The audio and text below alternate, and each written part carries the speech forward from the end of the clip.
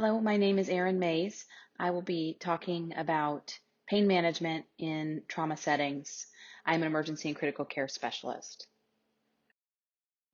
The learning objectives associated with this presentation include understanding the signs and the injury mechanisms that are associated with various levels of pain, understanding drug choices for pain and appropriate application, also to understand adjunctive therapies which may assist in other injury-related needs like sedation.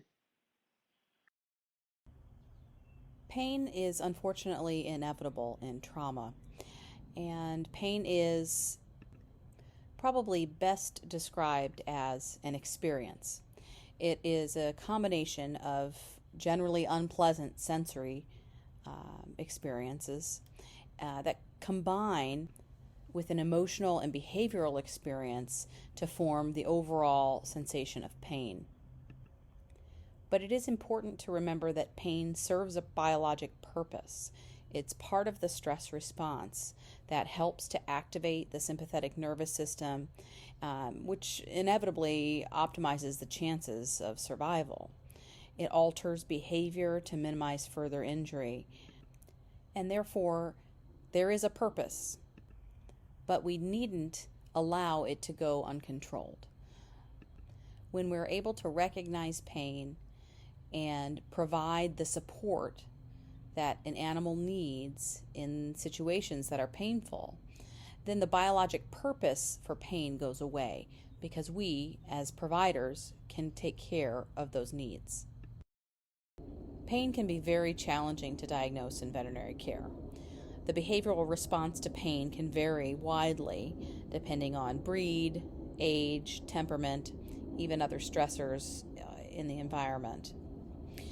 The typical behavioral changes that we anticipate when we're looking for pain would be a change in posture, perhaps a change in demeanor, vocalization, or reactivity.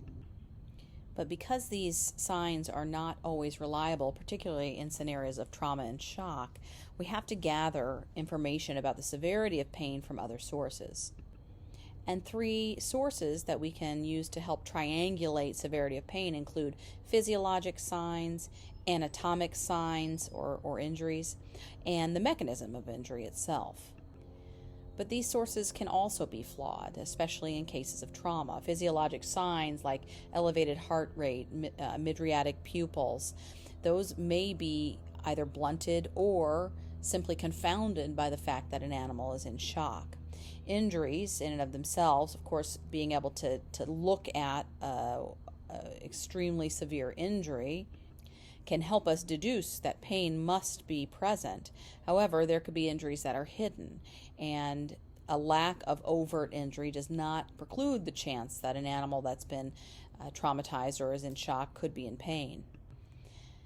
And mechanism of injury can be quite helpful if the type of injury is known, the means by which the patient was injured and the degree of force or fall. If that's known, then certainly that can help inform us on what we could expect as far as pain is concerned, but that may not be known. But as the providers of veterinary care, we have to learn to gather this information and essentially predict pain. Predictable pain should be treated. Predictable pain is pain that can be presumed simply by the nature of injury or illness and the triangulation of information that we can gather from these different behavioral, physiologic, anatomic, and mechanistic signs. For example, a dog that comes in with a gunshot wound to the femur that is quiet and reserved should absolutely be treated with pain medication, even though that individual is not showing alterations in posture or demeanor or not vocalizing. That does not, by any means, exclude the possibility that the dog is in pain. And ideally, the strategy for pharmacologic intervention for pain would be one in which we're able to use a variety of drugs or multimodal analgesia to target pain at different receptors and in different ways that can help reduce both the acute as well as the chronic states of pain. This also allows us to use or to obtain effective analgesia with lower doses of each of the individual drugs, which may minimize the adverse effects of each individual drug. This plausibly then would be safer in critically ill or injured patients and makes good sense when we're treating patients who have been severely injured and may be in shock.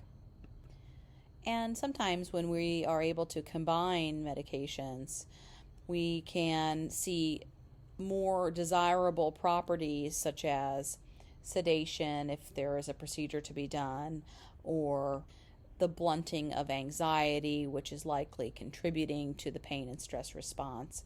So combination drugs can be really helpful in the treatment and management of acute pain in the trauma setting. So the opioid class of drugs is truly the most important drug that we can use in acute trauma pain management. It should be included in all cases of moderate to severe pain. The opioids bind to opioid receptors in both the central and peripheral nervous system and inhibit synaptic transmission of this stimuli. There are 4 main classes with very different effects. The first, and the most important for acute severe pain, is the full agonist class. So this would include morphine, methadone, fentanyl, hydromorphone. And this class of drugs is the best choice for trauma pain. There are also partial agonists such as buprenorphine, and these drugs are only capable of a partial or a less pronounced analgesic effect when compared to the full agonists. These drugs would not be appropriate for severe pain unless it was the only option available. There are also agonist-antagonists, so drugs such as butorphanol or nalbuphine, and these drugs exert mixed effects at different opioid receptors, wherein there are agonists at some receptors and antagonists at others.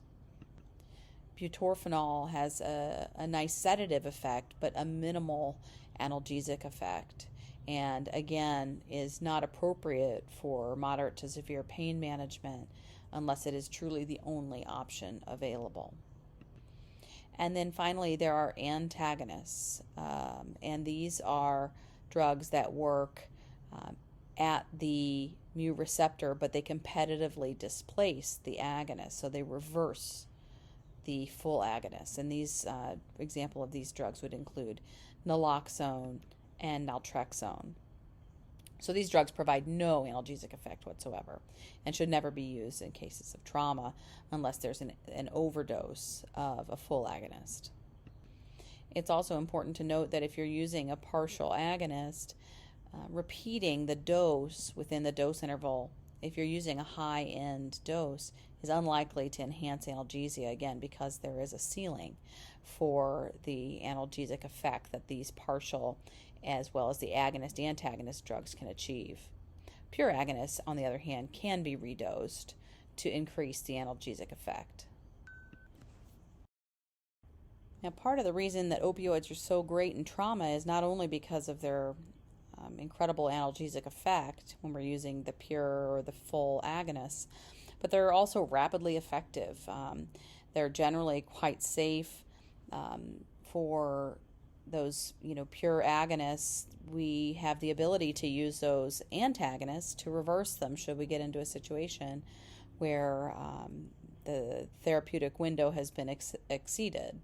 There are few drug interactions. Honestly, the opioids are actually quite synergistic and easy to combine with other drugs. But there are downsides, and probably the greatest is the fact that they're controlled substances, and it may be challenging to access these drugs, not only because of the fact that they are narcotics, they're highly addictive, not for our patients, but for people, which limits access to them. They're also potentially costly. And another unfortunate problem with dogs, at least, is that there really is not a great oral route for these medications. They're almost all administered parenterally. although transmucosal absorption has been pretty clearly established, at least for the partial agonist buprenorphine in cats. There are adverse effects, of course, associated with administering opioids, and one that would be really important to be wary of would be the administration of morphine at a rapid rate has been associated with histamine release and degranulation, hypotension.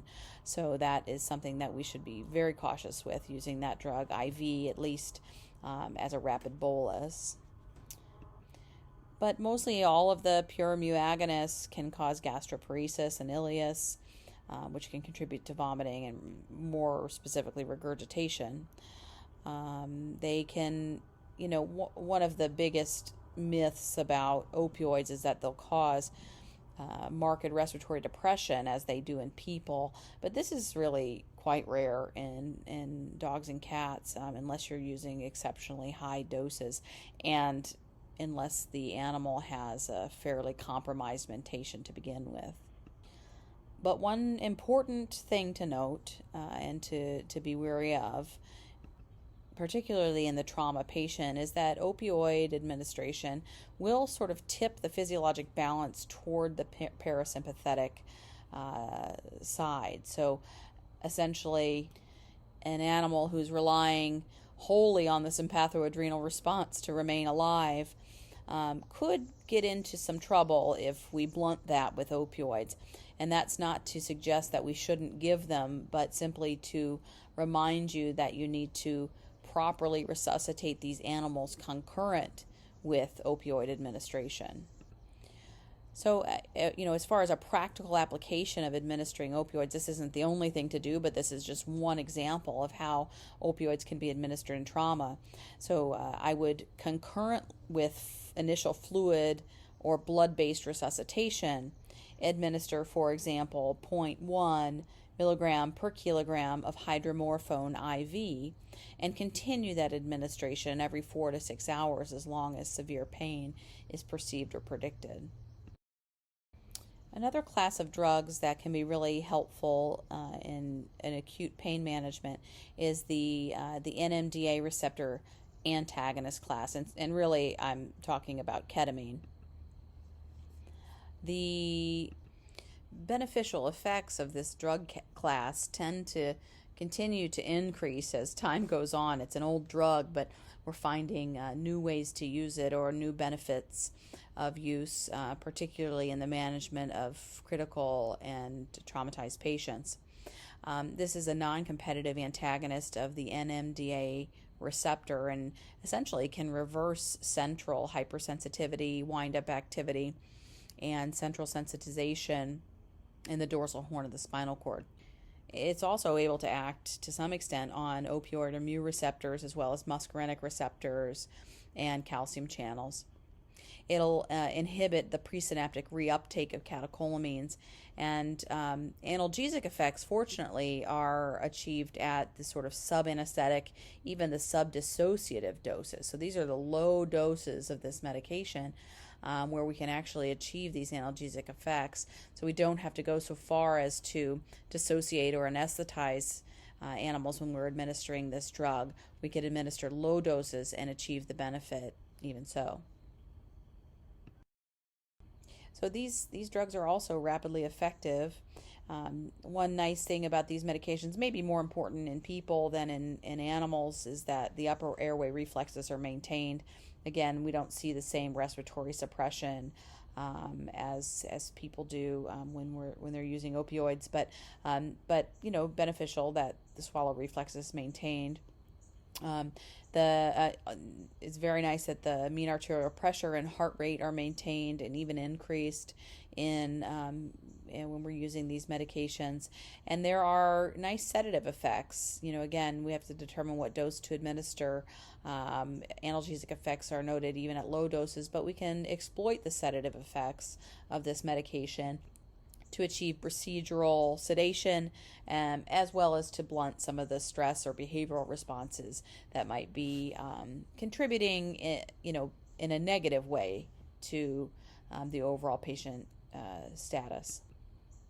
ketamine can limit wind-up chronic pain. So many advocate that this medication should be used as early as possible after trauma to eliminate some of the chronic pain that will be setting in.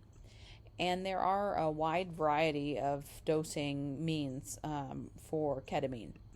They've evaluated this medication administered per os as well as sub-Q, IM, and IV. And there are neuroprotective effects as well. So there's a long list of advantages to using ketamine. There is a list of cons, however, especially in dogs and less so in people, but especially in animals. We really should be using ketamine with a benzodiazepine or a pure opioid to relax the muscles and to provide some additional sedation. The dissociative properties of this drug can be quite dramatic and can create a really significant state of distress. And so, for that reason, always, if you're able to combine this medication with opioids or benzodiazepines, we should do that. And I mentioned that these drugs are analgesic at low doses, and that is something that we should use to our advantage. However, we should know that we're getting close to the dissociation, the dissociative dose of these drugs with our analgesic doses, and for that reason, it can result in partial dissociation, which is quite distressing for the animal. And in those situations, if we've already used a benzodiazepine and an opioid or an opioid, we really should go ahead and give more ketamine to get into that fully dissociated state. If we've gotten to the point where they're partially dissociated, we need to just fully dissociate them.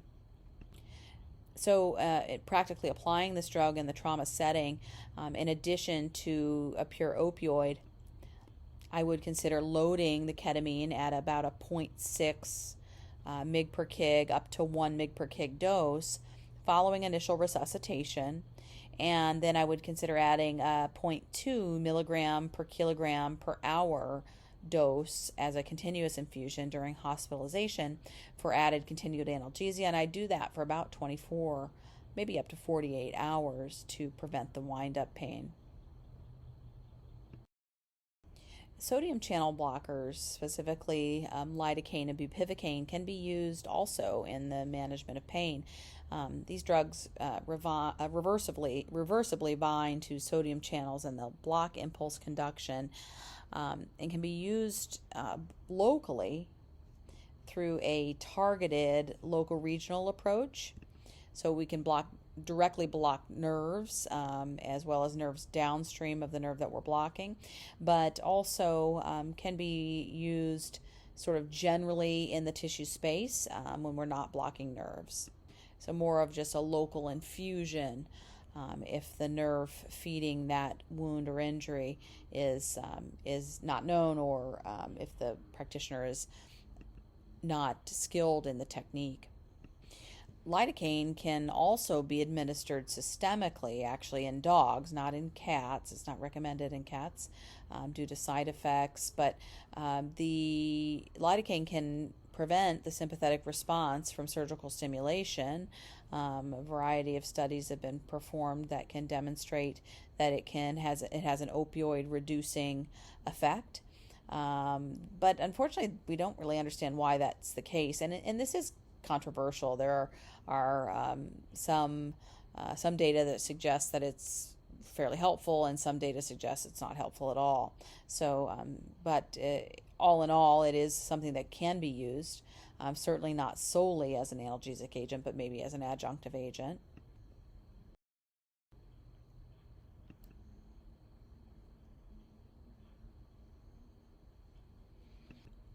So probably the biggest downside to using sodium channel blockers like lidocaine, at least locally, is that it does require some degree of technical skill or knowledge to deliver these blocks to the nerves. And then, of course, there's some local irritation and burning in the skin. That's a mild side effect compared to the pain that we're likely treating. There, as far as systemic disadvantages of administering systemically, it does require continuous infusion. And so that can be somewhat complicated. And it can also cause nausea and neurologic signs, but that's typically only at higher antiarrhythmic doses. And the doses that we're using for these sodium channel blockers when we're administering them systemically are about half the antiarrhythmic dose on a continuous basis.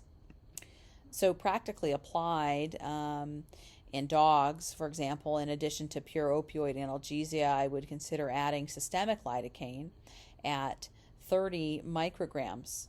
That's not milligrams, it's micrograms per kilogram per minute during hospitalization, again for about 24 to 48 hours, and that can be combined as well with the ketamine. So an opioid, a ketamine, as well as lidocaine together as a continuous infusion. And from a local standpoint, I think providing local analgesia for any injury is always always something can benefit the patient. So the next class of drugs is the alpha-2 adrenoreceptor agonists. So this would be medetomidine or dexmedetomidine, xylazine, or romifidine. These drugs bind to the alpha-2 subtype receptors in the dorsal horn and cause analgesia, and they also bind to these receptors in the cerebral cortex, which allows for some pretty profound sedation as well as additional analgesia. They also bind to the vascular endothelium, which is what creates the common vasoconstrictive response that we'll see after administration. They'll inhibit release of excitatory neurotransmitters, and so that's partly why the sedation is so profound. Again, sedation is the common effect and the generally indicated reason for administering this medication, but it can also cause analgesia as well as muscle relaxation. The analgesic effects, though, are short-lived compared to the sedative effects. So it's important to note that even if the sedation for this medication is still evident, the analgesia may have gone away. So some of the major benefits of using the alpha-2 adrenoreceptor agonists is that there's a pretty profound sedation that we can exploit for procedures, as well as to blunt some of that stress response. It can be administered transmucosally in dogs, and at least some data supports that. And it tends to work very well with opioids. It's somewhat synergistic. Now, unfortunately, there is a dose-dependent decrease in cardiac output that is reliably seen, combined with a reduced systolic function. And so we absolutely, any animal that is in shock or severely injured that may be in shock must be resuscitated prior to receiving any of these medications. There is a profound bradycardia and then sort of a reflexive hyper, and sometimes leading into a hypotension that these dogs will display when they're administered this medication. So we need to be very careful, and we need to ensure the animal is fully resuscitated before receiving this medication. These drugs tend to also increase urine output. They can induce somewhat of a central diabetes insipidus to cause diuresis, and they can also cause hyperglycemia, insulin resistance. They are really never to be considered a sole analgesic agent. It's always best to combine this medication with another, and they are certainly contraindicated in cases of cardiac disease when we know that systolic function or overall cardiac health may be compromised. So practically, this drug should be essentially, could be added to opioid analgesia at a continuous rate of about maybe 1 up to 2 micrograms per kilogram per hour during hospitalization to enhance analgesia as well as to provide sedation. It is really important to remember that these dose volumes are very, very small, and it's very easy to overdose a dog with this medication because it's not going to be a volume that would be outside of the realm of possibilities by any means. So always, always, always be careful. Recalculate your dose with the dexmedetomidine or any of the alpha-2 adrenoreceptor agonists. Nonsteroidal anti-inflammatory drugs absolutely have a place in treating trauma pain. Examples of these drugs include carprofen, meloxicam, daracoxib, robenacoxib. These drugs are anti-inflammatory through their inhibition of cyclooxygenase enzyme isoforms, and they have both central and peripheral analgesic effects. But they also have some adverse effects that we need to be carefully considered in trauma patients, specifically the GI side effects and the nephrotoxic effects. Risk factors for each of these tend to be present in trauma. So, if for the GI effects, GI signs, anorexia, for the nephrotoxicity, many of these patients that have experienced trauma come to the clinic in a hypotensive state. So, we need to be very careful. Paracetamol or acetaminophen can be used in dogs only, and there are good analgesic and antipyretic effects, but these are actually truly not very anti-inflammatory. But they do have minimal GI side effects associated with them, and so something to consider for dogs. But for the nonsteroidals mentioned, not paracetamol, but this class of drugs in general is the only analgesic that truly targets inflammation. There's no sedative properties associated with this, so if you want to avoid sedation, that would be a reason to use them. There's no impact on the cardiovascular or respiratory system, and there are multiple routes of administration. But the cons, of course, the GI side effects, the nephrotoxicity that we just discussed. There are some nonsteroidals that have been associated with an idiosyncratic hepatotoxicity, so that is not something that would be reliably dose dependent or associated with all individuals with risk factors. It just tends to be sporadic. However, acetaminophen or paracetamol does have a dose dependent hepatotoxicity associated with it, and that's part of the reason that we don't use it in cats, because they're unable to metabolize the drug. Also, there's a slower onset of action for these medications. But practically, if we were going to apply nonsteroidal therapy, we would want to consider that in a fully resuscitated, recovering, hospitalized patient where there's really no concern for ongoing bleeding or the development of sepsis. There's no surgery, happening, on a daily basis. And I would consider starting the NSAID therapy once the urine output is confirmed to be adequate and renal values have been stable over the course of about 24 hours. So, and certainly we don't want to have severe GI signs present if we're administering these medications. And I do want to mention that there really is no indication of steroid use in trauma, whether that be for head injury or spinal cord injury. There is no reason to use steroids. Now, unfortunately, in resource-limited settings, drugs are oftentimes not available. And when few or no drugs are available, we have to be creative. So in the cases where perhaps some of the sodium channel blockers are available, we really should take advantage of local regional analgesia. In these cases, this drug tends to be more affordable and more accessible, so if that's the case, we should use it to our advantage. We also may need to rely more heavily on sort of nonsteroidal or acetaminophen-based therapies, not in cats, of course, and also alpha-2 agonists. And, this is certainly, if this is the only drug at our fingertips, then we should use it, but always, of course, remember that appropriate and effective resuscitation is essential when we're using these medications. So definitely want to direct you all to some of the resuscitation content that's been made available as well, because this is truly important when we're going to be using medications that are a little bit riskier for under-resuscitated patients. And then when we don't have any drugs available at all, or when we have few drugs available, we want to always remember that comfort factors go a long way for trauma patients and patients in pain. So minimization of fear, using a soft voice, soft touch, placing the animal on a soft surface. These factors can all really contribute overall to comfort. We want to, always make sure that we pay attention to the animal's cues and do more of what makes them calm and comfortable. wound care is extremely important as well. Appropriately placed bandages create a great sense of comfort for an individual even without analgesic therapy.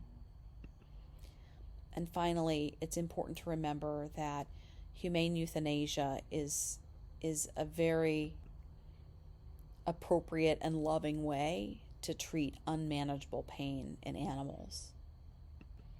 So if our best efforts to treat pain are not enough, then we should consider this route.